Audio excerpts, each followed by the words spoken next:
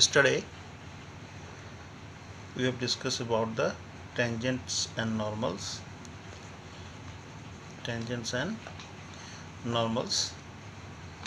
Before it, rate of change of quantity. Few questions on tangent and normals as well as rate of change of quantity. Now in continuation with today, initially I have taken few more questions on tangents and slopes. The question is 9th, that find the points on the curve y equal to x cube minus 11x plus 5 at which tangent is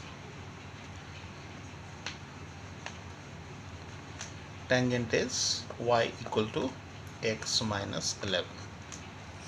We are required to find the points. Okay, first of all we go for dy by dx, that is slope of the tangent. So the function is y equal to x cube minus 11x plus 5. So what is dy by dx? Dy by dx is 3x square minus 11. So slope of the tangent at point x1 y1 to the given curve is what? The dy by dx at x1 y1, okay, that is 3x1 square minus 11. Okay. This is the slope of the tangent, and equation of tangent is already given. Equation of tangent is y equal to x minus 11. So what is its slope? Its slope is 1. You know, y is equal to mx plus c. Slope is c. So here m is 1 and c is minus 11. So slope is 1. So therefore slope of the tangent, which is 3x1 square minus 11, must be equal to 1.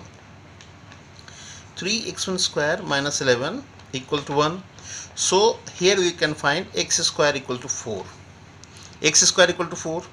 From where you can get that x is either plus or minus 2.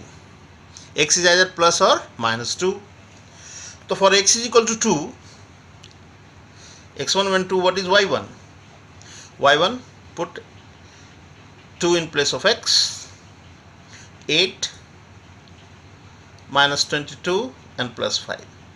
You will get 8 and plus 5, 13. 13 minus 12 is, I think, 9. Minus 9. 2 minus 9. One point is 2 minus 9. The second one, x is equal to minus 2. So what is y1? X cube, that is minus 2 whole cube minus 8. Minus 11 into minus 2, that is plus 22 and plus 5. So 27 minus 8 is 19. So we have 2 points. Which 2 points are there? One is 2 minus 9 and another is minus 2, 19. Okay. The points are 2 minus 9 and minus 2, 19. Now means we must have 2 different tangents parallel to each other, but we have to require the point, that point, either this or that, through which the tangent is passing. Similarly, you can say that this 2 minus 9 is going to satisfy this equation, so this is our answer. If you put minus 2, 19 in place of x minus 2, so minus 2 minus 11 is minus 13, it is not equal to y, that is 19. So this point is not going to be satisfied. So either you can find the equation of tangent as well. Equation of tangent at 2 minus 9. So y minus y1 equal to m. M is what? M is 1. M is 1. 1 x minus 2. you will find y plus 9 equal to x minus 2. From here you can say that y is equal to x minus 11. और ये equation हमें दिया हुआ था. So required point is, you should write, required point is only 2 minus 9, not this one. ये नहीं होगा. ये क्यों होगा? ये क्यों नहीं होगा? ऐसे भी ये पॉइंट को आप इस पर रखो, सेटिस्फाइड नहीं हो रहा है. सो this is the required point. 2 minus 9. Is it 2 minus 9? So this is question number 19. I hope you can understand this question. One more. Let us take one more questions. That is question number 10. Here find the equation of all lines having slope दिया हुआ है -1 and are tangents to the curve. Curve is this one. X cannot be equal to 1. Find the equation of all the lines having slope -1 and which are tangent to this curve. So first you find the slope of the tangents and equate it by -1 with -1. So what is divided by dx? Here 1 by x. Now again you can use chain rule. 1 by x का क्या होता है? It is -1 by x square. होता है ना ddx? Just recall. So this is -1 by x minus 1 का whole square. So therefore if you are going to take x minus 1 whole square equal to -1 आप करते हो, because slope, this is the slope. So what do we get? X minus 1 whole square as 1. So x minus 1 का whole square, x minus 1 is either plus or minus 1. So the value of x is either 2 or 0. Value of x is either 2 or 0. So for each, if x is equal to 2, what is y? Y is 1 minus 2 minus 1, that is 1. If x is equal to 0, y is 1 minus 0 minus 1, that is -1. So we have two different points. जो points of contact है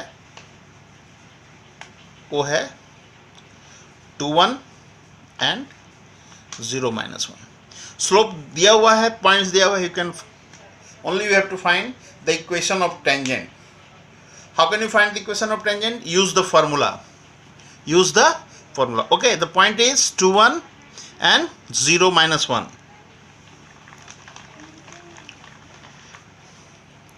So equation of tangent at 2 1. 2 1. Y minus 1 is equal to, slope is -1 and x minus 2. So what we have? Y minus 1 equal to minus x plus 2. Equation you should write y equal to mx plus c का standard form class 11 में better होता है 12 में. तो y equal to 3 minus x plus 3. This is one equation.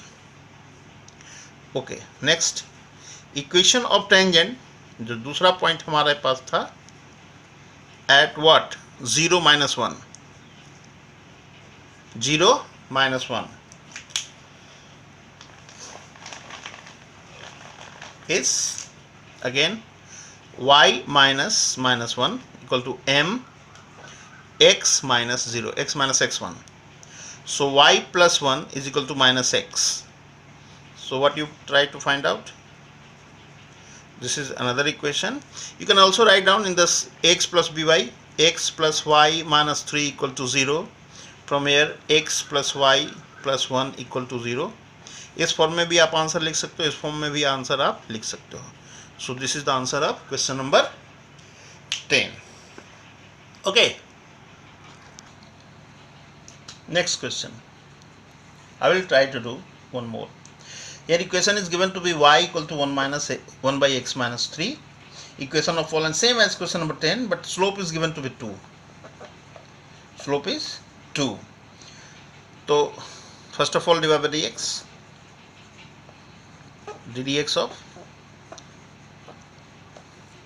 actually जो पिछली बार हमने बताया आपको कि 1/x माइनस 1 कैसे हो गया, तो उसको एक बार फिर से रिकॉल कर लेते हैं कि एक्चुअली हमने यहाँ पर चेन रूल लगाया इस तरह से, x माइनस 3 का पावर -1, इसको u मान लो, इस फंक्शन को हमने u मान लिया, तो dd of u minus 1 is what, -1 into u to the power n minus 1, -1 and chain rule du by dx, तो ddx of x minus 3, so minus x minus 3 minus 2, x का ddx 1, 3 का 0, so the ddx of, तो क्या हुआ, -1/x minus 3 का square, is it, ये इसका answer हो गया।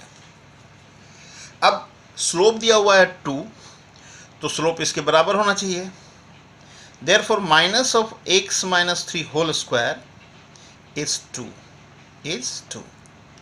रेसिप्रोकेट कर देंगे तो you'll get x minus 3 whole square equal to -1/2, and which is not possible.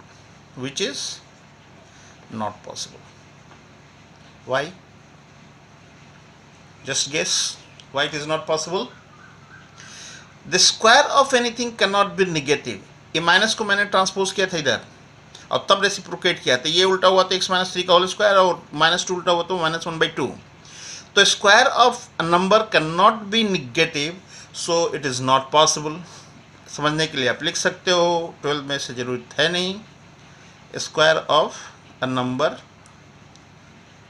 Can not be negative. Okay, so here we are not going to get any point, there is no such point, so there is no such point at which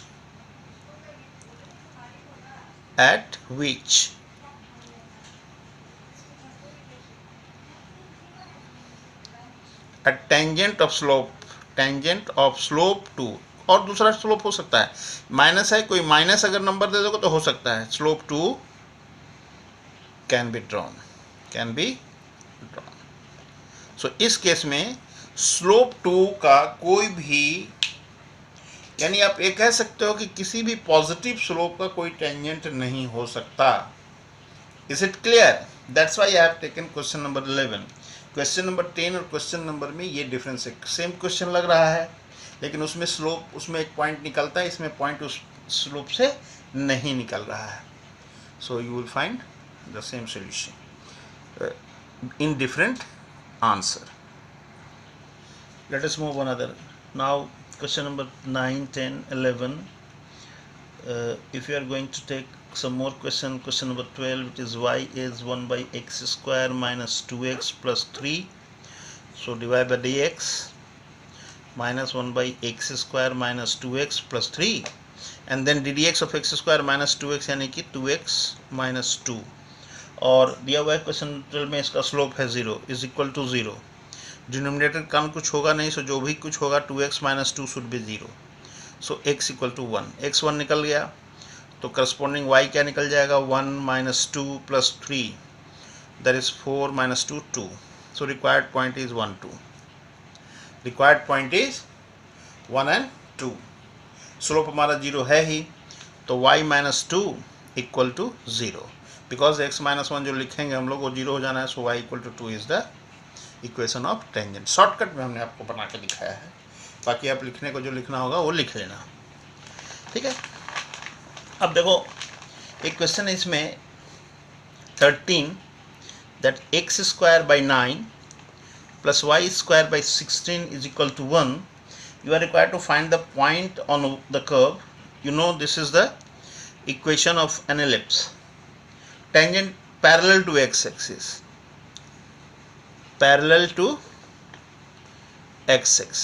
that means इसका slope क्या होना है sir, 0 होना है। दूसरा question है इसमें parallel to y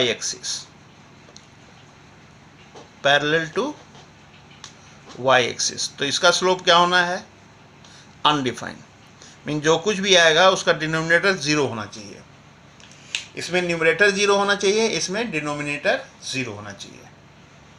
anything is 0 must contain numerator as 0, anything undefined the denominator must B 0, is it? Now एक चीज आप इसमें जान लो, कोई भी इक्वेशन हो, जैसे x square by a square plus y square by b square equal to 1, और इसके किसी पॉइंट x1 y1 पे आपको टेंजेंट निकालना हो तो x into x, you should write x x1 by a square y1 by b square equal to 1. This is the equation of tangent. अगर मान लो आपका इक्वेशन हो जैसे ऐसे दिया हो, a x square plus b x plus c equal to 0, x y one पर tangent निकालना, x1 y1 अगर इस पर लाई कर रहा हो तो जो मल्टीप्लिकेशन है x इंटू एक्स, उसमें से एक x को x रहने दो, दूसरे को x1 से बदल दो, इज इट?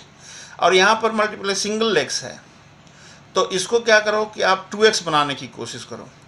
तो b बाई जब 2 करेंगे तो 2x हो जाएगा. उस 2x को x प्लस वन x लिखो और एक x को x रहने दो, दूसरे को x1 कर दो. You will get the equation of the tangent on the same one. You can verify it by any means. तो अगर ये हमारा स्लोप 0 है तो पहले तो हम इसका dy बाई डी एक्स निकालेंगे. पहले इसका क्या निकालेंगे? dy by d x. Parallel to x axis कराएंगे, उस स्लोप को हम 0 से इक्वेट करेंगे, रिक्वायर्ड पॉइंट निकालेंगे. ठीक है ना? देखते हैं कैसे निकलता है. First of all find dy by dx.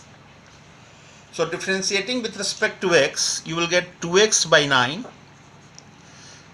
Here 2y by 16 into dy by dx and 1 का 0. ये क्या है? Differentiation with respect to differentiating with respect to x. Okay. So what we have? dy by dx is minus 2x by 9 into 16 by 2y. Okay. So we have minus 16x by 9y. This is slope. अब इसको आप dy by dx at x1 y1 कर लो. Let the dy by dx at x1 y1. x1 y1 is the point on this one. So minus 16 x1 by 9 y1. Now this is the slope of the tangent, is it? So when tangent is parallel to x axis, now when tangent is parallel to x axis, 0 होना चाहिए उसका slope. तो 16 x1 by 9 y1 be 0. So simply you can say that x1 is 0. x1 is 0. अब x1 0 तो what is y1? सोचो, अगर x को हम 0 से करते हैं तो y1 क्या हो जाता है? y square is 16. So y1 is plus minus 4. y1 is plus minus 4. So we have 2 points.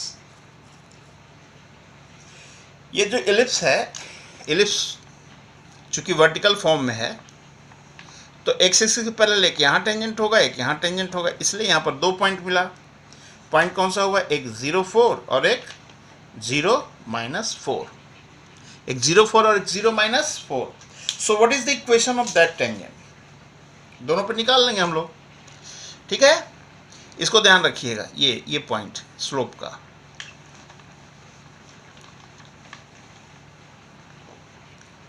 Slope क्या हमारा निकला है? 16x1 by 9y1. Okay. So equation of tangent at 0,4. अभी तो पैरेलल टू एक्स एक्सिस जो होता है वो y इक्वल टू समथिंग निकलता है यहाँ पर, है ना? x को 0 पुट करेंगे, y को 4 पुट करेंगे, ऐसा कुछ नहीं. तो y minus 4 is equal to 0 into x minus 0. So we have y equal to 4. एक इक्वेशन, दूसरा y इक्वल टू माइनस 4 हो जाएगा. Equation of tangent at 0-4. तो y minus of minus 4 equal to 0 into x minus 0. So y plus 4 equal to 0. ये दूसरा equation हो गया. एक y माइनस 4 इक्वल टू 0, एक y प्लस 4 इक्वल टू 0. ठीक. If the tangent is parallel to y axis, if the tangent is parallel to y axis, that means जो हमारा slope इसका है इज अनडिफाइंड होना चाहिए. क्या होना चाहिए? Is undefined. और anything undefined means it's denominator must be equal to 0. That is y1 equal to 0. That is y1 equal to 0. So if y1 is 0, putting y as 0, you will get x square as 9, you will get x1 as plus minus 3. So again we have 2 points, one 3 0 and another minus 3 0, like this one. ये parallel to जो है y axis का होगा.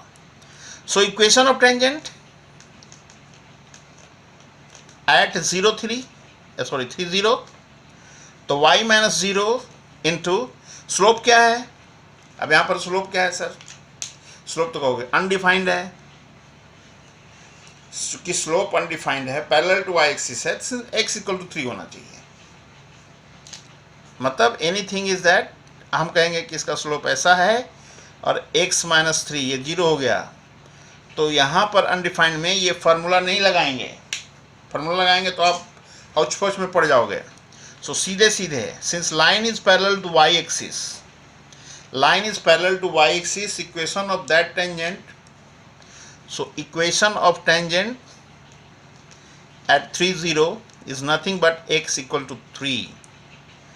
At minus 3 0 is nothing but x equal to minus 3. These are the two equations. This is parallel to y axis. Clear? It should be. वैसे भी अगर आप उसके फॉर्म नहीं कि सर वैसे ही लिखेंगे तो आप क्या करोगे? आप उस समय तो ऐसे आप काम करना. अनडिफाइंड जैसे दिया ही हुआ है, पॉइंट है 0 3, तो y minus 0 x minus 3 is undefined. Is undefined है ना. तो अनडिफाइंड में क्या होता है? Denominator should be 0. Anything undefined denominator should be 0. तो this is the question number 13 I have taken. Next I am going to take question number 18. Question number 18. y equal to 4x cube, y equal to 4x cube minus 2x to the power 5. You have to find the points at which the tangent passing through origin. इस curve पे कोई ऐसा point है, let the point be x1 y1, उस पर के tangent origin से पास कर रहा है. ठीक ना? ओके. उस पर का टेंजेंट किससे पास कर रहा है? ओरिजिन से. तो we will have to try question like that, passing through origin. Okay, passing through origin. First of all, dy by dx, slope of the tangent. dy by dx is what? 12x square minus 10x to the power 4. So what is dy by dx at x1 y1? Simply replace x by x1 and y by y1. So 12x1 square minus 10x1 raised to the power 4. So equation of tangent at x1 y1. So y minus y1 into slope divided by dx, जो कि है हमारे पास, and x minus x1. Now since the tangent is passing through origin,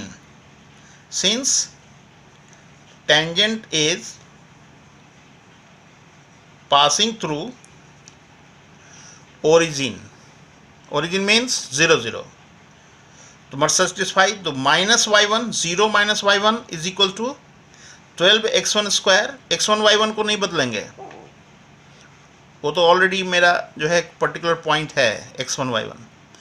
x and y should be replaced by 0 0. Now since the point x1 y1 lies on the curve, so y1 must be equal to 4x1 cube minus 2x1 5. So minus 4x1 cube 2x1 raised to the power 5 is equal to minus 12x1 cube plus 10x1 raised to the power 5. Okay, minus 4x1 cube and ये transpose होकर इधर आया तो क्या हो गया 8x1 cube plus 2 and minus 10, so minus 8x1 raised to the power 5 equal to 0. So आप क्या करोगे, आप 8x1 क्यूब कॉमन ले लिया तो 1 minus x1 square equal to 0.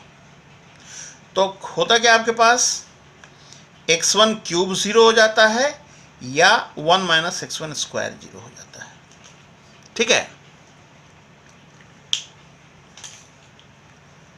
Okay.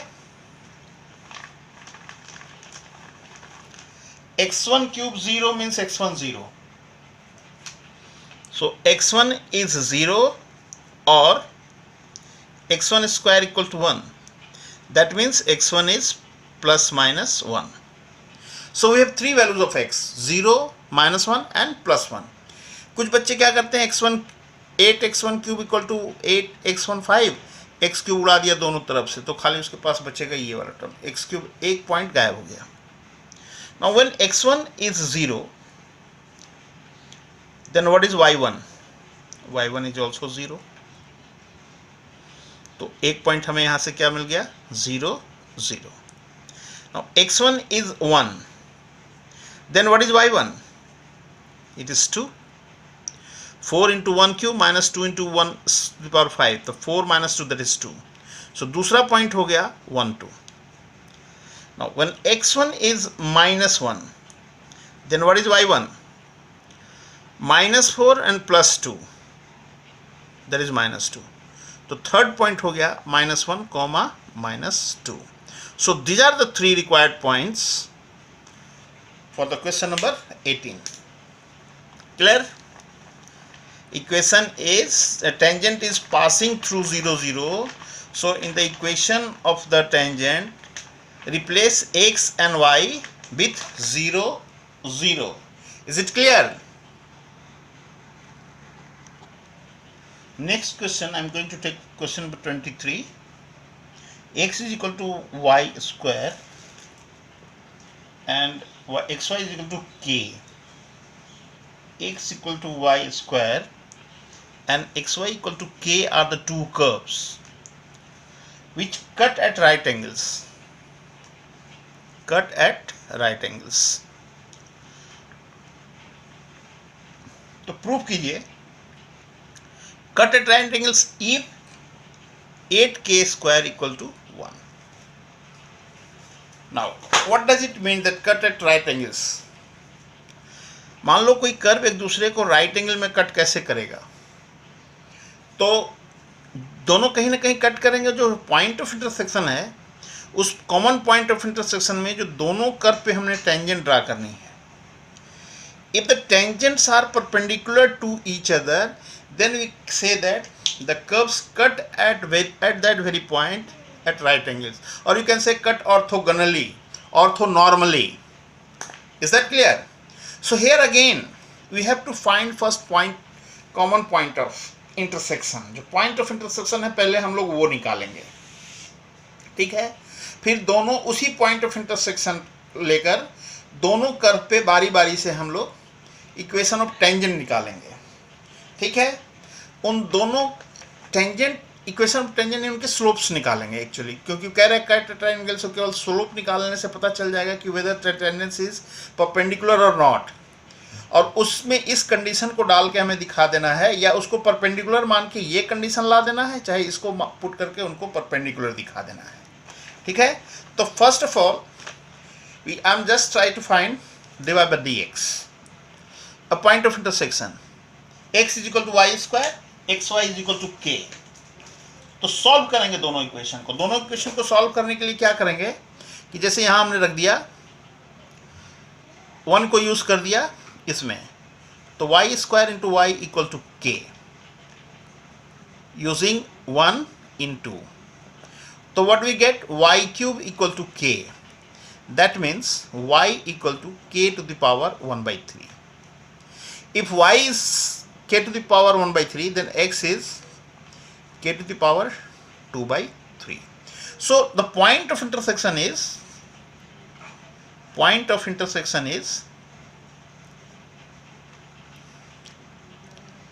k 2 by 3 comma k 1 by 3. This is the point of intersection. Now in both the equation you will find for curve number 1, what is dy by dx? 1 equal to 2y dy by dx. Is it? That is dy by dx equal to 1 by 2y. Okay, ये point of contact है. सो इसका slope निकालते हैं dy by dx at k raised to the power 2 by 3 into k raised 1 to the power 3. So it is 1 by 2 k raised 1 3. ये इसका slope हो गया.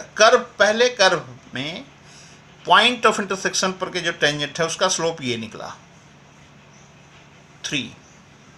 अब दूसरे पे आते हैं फॉर कर्व 2. इसको डिफरेंशिएट करोगे, x को छोड़ा y पे dy by dx, y को छोड़ा 1 का ddx 1 और k का तो होगा ही 0. सो what is here dy by dx? यहाँ पर जो dy by dx आया वो माइनस y by x आया.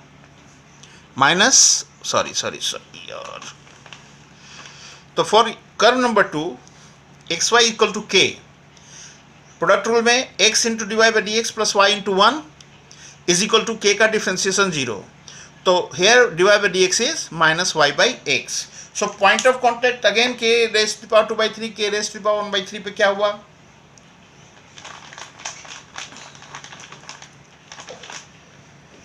So here in this case dy by dx at k raised to the power 2 by 3 comma k raised to the power 1 by 3 is nothing but minus k raised to the power 2 by 3 k raised to the power 1 by 3, that is minus k 1 by 3. Clear? अब क्या करते हैं, हमारे पास दो slope हो गया. एक late m1 is 1 by 2k 1 by 3 और m2 जो है वो है माइनस k1 इतना. अब दोनों को हम मल्टीप्लाई करने की कोशिश करते हैं. ओ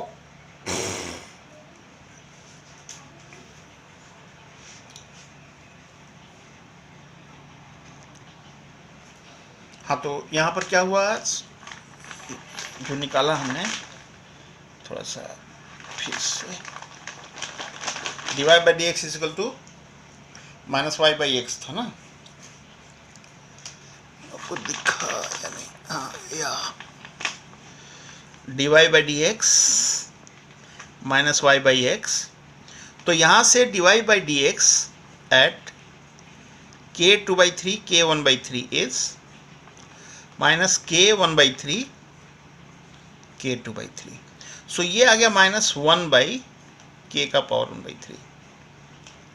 ठीक है, ये वो 3, ये हुआ 4. पहला वाला क्या था? पहला वाला था 1 बाई 2 इंटू k. नाउ अब दोनों जो स्लोप है, लेट ये जो पहला वाले स्लोप को हमने मान लिया 1 बाई इतना, दूसरे वाले का हमने मान लिया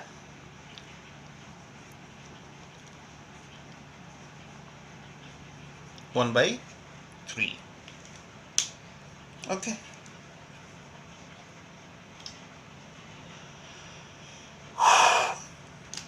इनको इंटू करते हैं.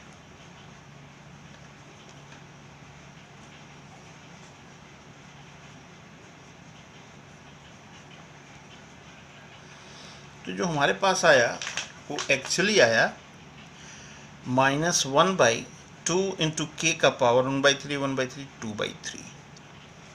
ठीक है, बहुत अच्छी बात है. गिवन क्या है हमारा? 8k square equal to 1. 8k square is equal to 1. ध्यान से रखिएगा, यानी k square equal to 1/8. So I am writing here minus 1/2. K raised to the power 2/3 can be written as k square raised to the power 1/3. So minus 1/2 k square के बदले में लिख दिया 1/8 का power 1/3. What you get? You are going to get minus 1/2 into 1/2. यानी cut के -1. So when the product of two slope is -1, when the product of the slopes of the two tangent is -1, certainly you are going to say that tangents at point of intersection, जो भी था हमारा k raised to the power 2/3, k raised to the power 1/3, are at right angles. That means both the curve intersect at right angles. So इसका मतलब ये हुआ कि both the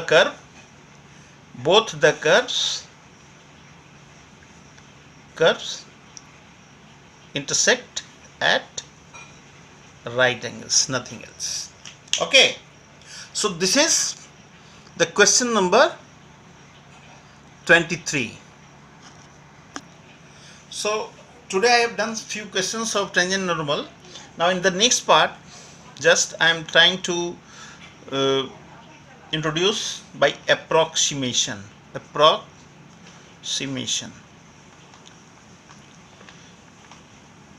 As you know, derivative f dash x, limit del x tends to 0, fx plus del x minus fx by del x is nothing but the derivative of the function. Now what you know about del x? Del x is a very very small quantity. So whenever you remove limit, you will find that fx plus del x किसी भी function का जो limiting value होता है, जो value आता है उसके नेबरहुड में होता है. मतलब वो नहीं होता एफ डैश एक्स के बराबर नहीं, बस उसके नेबरहुड में, उसे जस्ट थोड़ा कम या थोड़ा ज़्यादा, बहुत ही थोड़ा कम. तो we can say that this is equal to f dash x plus some epsilon, very small quantity epsilon. यहाँ पर ये क्या कर रहा हूँ मैं, एप्सिलॉन. ये एक सिंबल है, इसका कोई मीनिंग नहीं है. इसको कहा गया कि बहुत ही छोटी सी क्वांटिटी है, इतनी छोटी क्वांटिटी कि ये जस्ट जीरो के बराबर इसको माना जाए. जीरो तो नहीं है, जीरो के बराबर. अब इस डेल एक्स का भी वही पोजीशन है, इसकी वैल्यू वही जस्ट जीरो के बराबर. अब दो बहुत ही छोटे क्वांटिटी जब आपस में इंटू होते हैं तो वो और भी छोटा हो जाता है. जैसे 1/2 और 1/2 को इंटू करो तो 1/4 उनसे छोटा ही हुआ ना. 1/4 और 1/8 को इंटू करो और छोटा हो गया. तो when two very small quantity near to 0 multiplied to each other, they becomes much lesser. So in physical calculation we can ignore this value. So fx plus del x minus fx is f dash x into del x, ignoring this part. Since it is something or we are going to ignore, so here we can say that whatever we have taken here is just an approximate value, not an exact value. So from here you can say that what is the fx plus del x is nothing but fx plus f dash x into del x. Actually हमने क्या लिखा था, ये है था क्या, ये था dy by dx. ये क्या था, ये था dy by dx. और ये एक्चुअली क्या है, ये है del y या dy इसको कह सकते हो, है ना. तो del y is f dash x into del x. ठीक है ना, dy is f dash x into. ये हो गया अप्रोक्सीमेशन. कहाँ से हम लोग इसको यूज करेंगे अप्रोक्सीमेशन में, कैसे यूज करेंगे, क्या निकालना चाहेंगे. अच्छा, relative whatever change in del x you will find some change in, this is nothing but y plus del y. So for any change in x you will find some change in y, corresponding change in y. So you also can be at relatively change, error or approximation, whatever. So for some example I am going to just find the approximate value of root 37. As I said, root 37.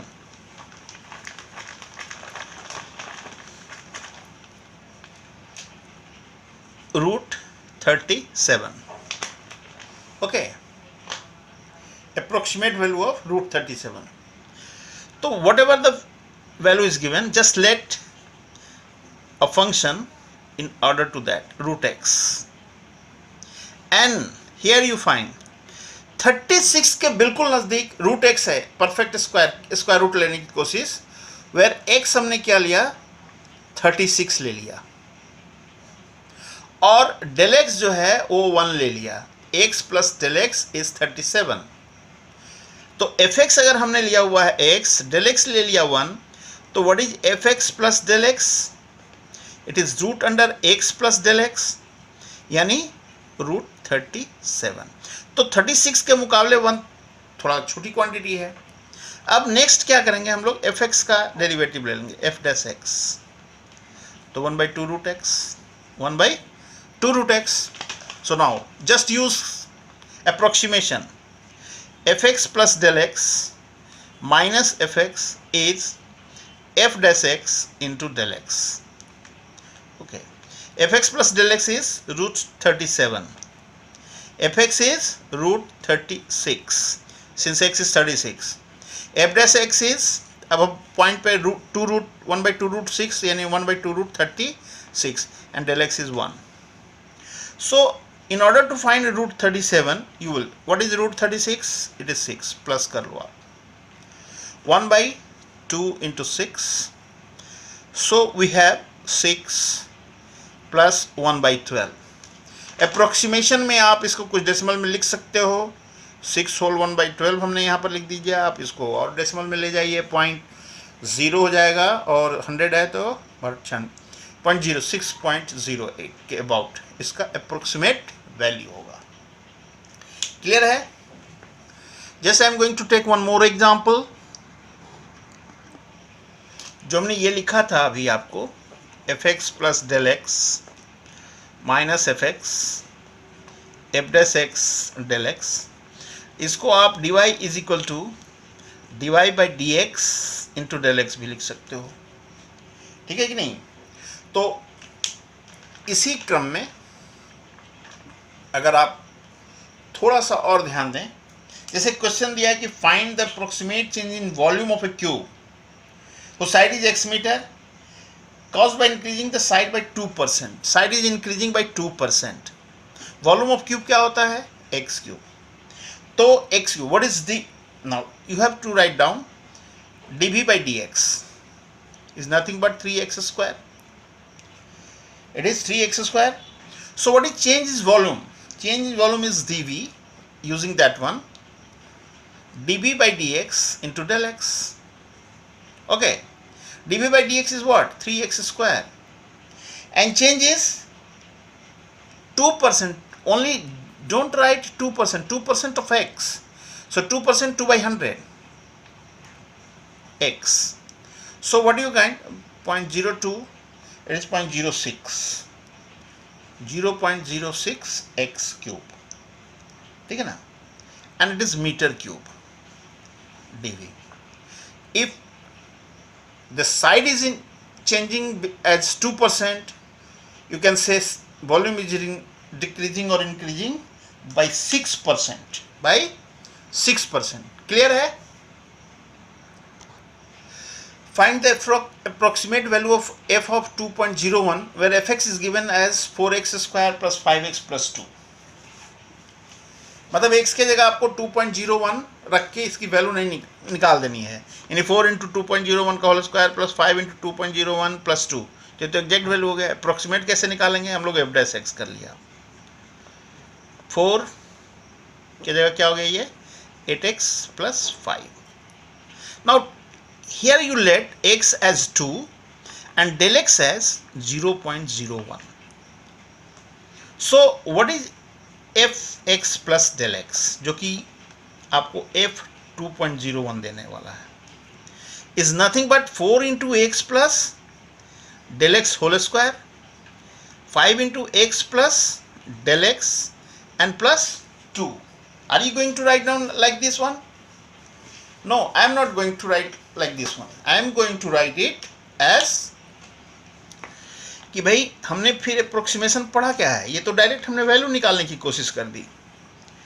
हमने क्या करना है कि f x plus del x जो approximation हमने पढ़ा है, that f dash x into del x. So this is f.2.01, this is f2, this is f dash 2 and this is 0.01. so what is f dash 2? now f ये तो हमें निकालना ही है। f2 क्या हो गया, तो in the equation you put 4x square plus 5x plus 2, 4 into 2 square plus 5 into 2 plus 2 equal to f dash 2। f dash क्या है, 8x plus 5, so 8 into 2 plus 5 into 0.01. so what we have, f 2.01 is nothing, 2 2s are 4, 4 16, 16 10 26, 26 28, it is 28, and plus 8 into 2, 8 into 2 16, 21 into 0.01. so it is 28 plus 0.21. so 28.21 is the approximate value of the function. Approximate value of the function. Today's last question I am going to take, rest you can do it. Actually approximation and the question based on approximation is exercise 6.4. okay, so again बल्कि करने से पहले आपको बता दो, question number 5 कह रहा है find the approximate change in the surface area of the cube of the side. Surface area of cube is 6x square, decreasing by side 1%, as we have discuss in the example 2%, so 1% of x 0.01 x हो जाएगा आपका change. तो इस तरह से question कर लेंगे। अब एक क्वेश्चन दिया आपका 0.0037, 0.0037, एक क्वेश्चन दिया 3.968 रेज टू द पावर 3/2, इसका अप्रोक्सीमेट वैल्यू जैसा दिया रहा है वैसे ही फंक्शन को लेट करेंगे। F x is equal to x raise to the power 3/2, यहाँ से तुरंत एफ डैश एक्स निकाल लेंगे, 3/2 हो जाएगा, एक्स -1 करेंगे हाफ हो जाएगा। ठीक है, अब 3.968 परफेक्ट स्क्वायर हो तो क्या होना चाहिए, इट इज बेटर 4, x क्या होगा 4, एंड डेल एक्स क्या लेंगे हम लोग 4 minus 3.968 and that is 0.032 it's del x. so fx plus del x minus fx is f dash x into del x. okay, this is this one f 3.968, जो x plus del x करेंगे, x को 4 लिया और sorry ये 4 नहीं, ये minus में आएगा, घट रहा है ना, एक del x is in minus and minus f4 equal to f dash 4 into del x की जगह वही माइनस 0.032। ओके, ये तो हमारा हो गया 3.968 रेज टू द पावर 3/2, ये हो गया 4 रेज टू द पावर 3/2, ये हो गया 3/2 into 4 raise to the power 1/2 into minus 0.032। Okay, 3.968 raise to the power 3/2 minus 4 का स्क्वायर रूट 2, 2 का cube 8 equal to 3/2 into 2 into minus 0.032, cancel हो गया। So what is the value of 3.968 raise to the power 3/2, it is nothing but 8 को उधर ले जाओ 8 and then minus 3 2 जा 6, 3 3 जा 9, 0.09 माइनस में हो गया ना ये। सो 7.004 I think 004 is the answer of the question. Cube root 3.968 raised to the power 3 by 2 is 7.004, बल्कि 904, सॉरी 904, 8 माइनस 0.096, इन दोनों को जोड़ेंगे 90496 तो हो जाएगा 1. Okay, 7.904 is the answer of this. ये क्वेश्चन है आपका 1 का 14 था. तो in this video I have given one more topic, that is approximation, and in another book, reference book, you will find some error, relative error, relative percentage error, relative error. So there is nothing, whatever change, whatever error in del x, you will find the corresponding error in either increase, decrease. एक x में अगर जो decrease होगा तो y में decrease होगा, x में increase होगा तो y में, x में अगर कुछ एरर आया तो y में भी करस्पॉन्डिंगली एरर आएगा. तो they are different language to ask the question. Okay, I will go further, and we have left with the two more important topic, increasing and decreasing function, which you will find the second topic in the NCERT, but I just leave this topic. I have first taught rate of change of area, then tangent normal, and then approximation, and in the next part I am going to increasing and decreasing, and then maxima minima.